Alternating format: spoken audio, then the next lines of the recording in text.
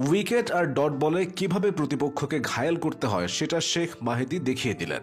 Charles, পুরান, chase, Fletcher, উইন্ডিজের বিপক্ষে প্রথম টি-20তে মাহেদী পকেটে পুরেছেন 4-4টি উইকেট।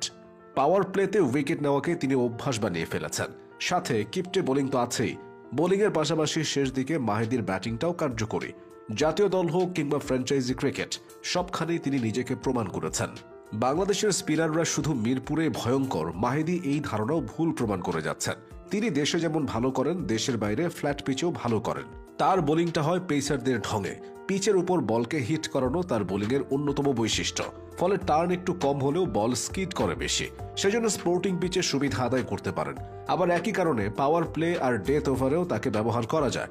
এত কিছুর পরও মাহেদীকে নিয়ে মিরাজের মতো আলোচনা হয় না।